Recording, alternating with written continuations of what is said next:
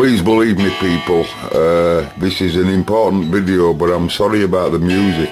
I have to put something in to prove to you that the animal is running. You can clearly hear it's running. And I promise you I will not make no changes to anything on here I'm on about. Now then, that's the voltage that I'm running this EL84 on.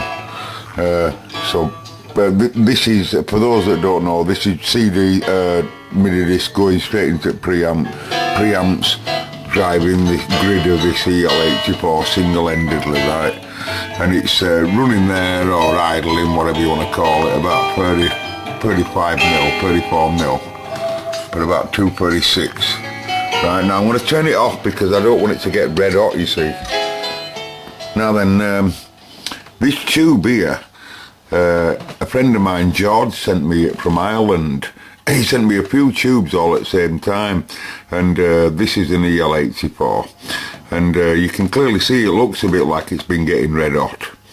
Anyway, I tested all the tubes that George sent me and they were all spot on, you know, but this fella, I don't have a tube tester, so I just put the tubes in a working thing, you know, and you'll soon know within, you know. Anyway, I put this EL84, if anyone remembers, in an old radio, and I noticed it was red plating, what they call red plating.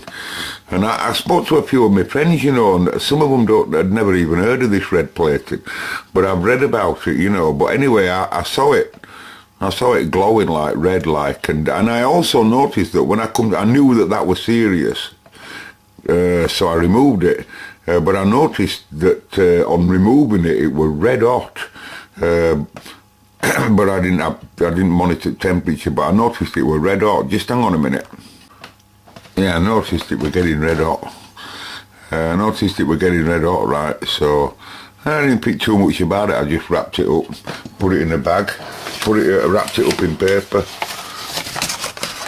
and wrote on red plate, spelt wrong. That's beside the point.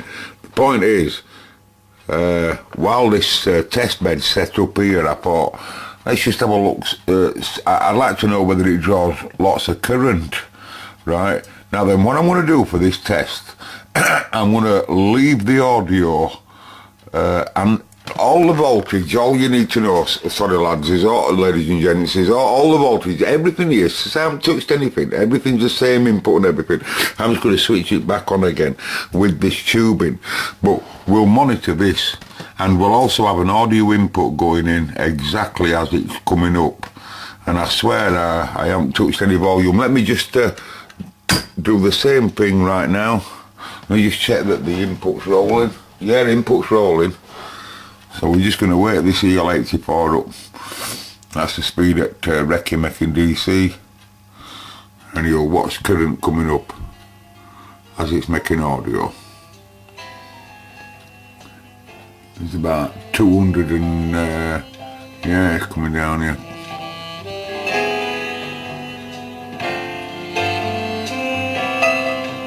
So you can hear once conduction starts. Right, we have audio obviously. I shut it off, I don't want to get it hot. Right, let me just wait for the voltage to go down, folks, and I'll sort it.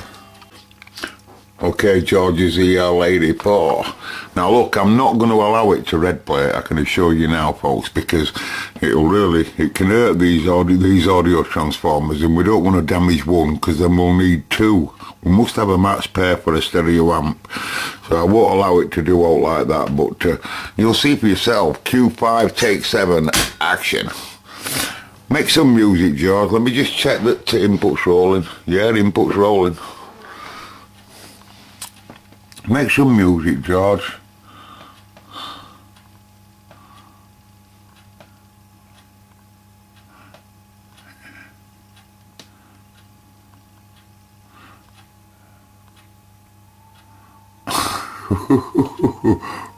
Whoa, down to 60. Whoa.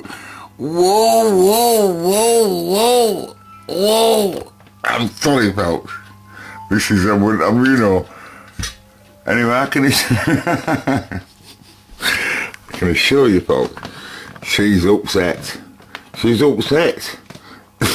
She's upset, love. Ladies and gentlemen, this is not good. It's not good for the EL84's life here at the Cobraman's. But please be aware, for anyone out there, if you see one of your tubes red plating, turn it off.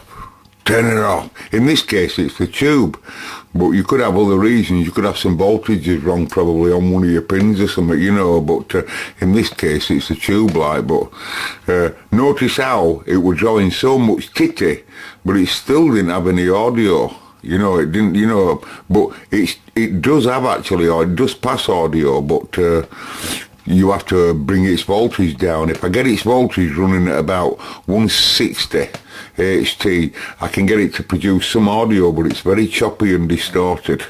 So anyway, I hope you like that. Goodbye. Hey folks, while I'm moving around and tidying up, I'll just let you look at one of those. I'll show you it in some more videos if you want me to in future. But this is, excuse me, this is one of the finest British domestic semi-professional reel-to-reel that we made in England, made by Ferrograph,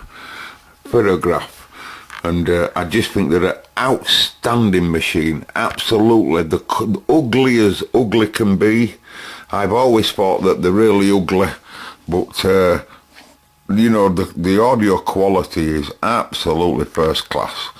There's not one transistor in this machine, folks. It's all tube. Total tube. Stereo left and right. Full track. Uses the whole width of the tape. It's got features that you quite easily walk past. Adjustable brakes. You can just put a screwdriver in here and pull them back to put more tension on this hub. Same as here, you know.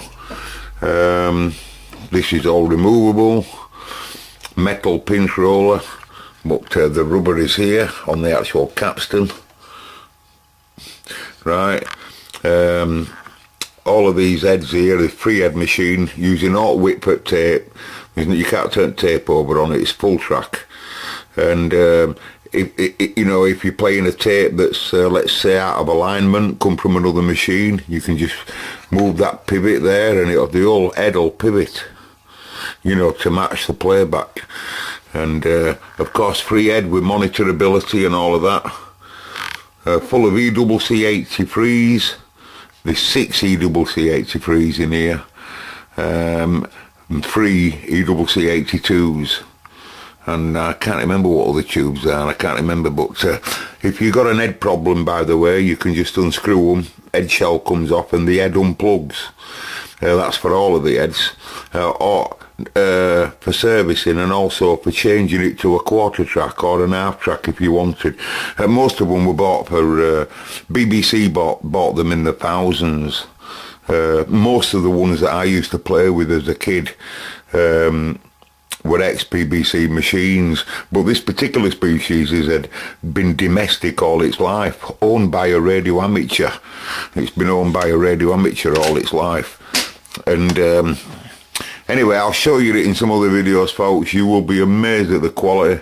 It'll make Reeboxers, well, it can eat them for breakfast for smoothness.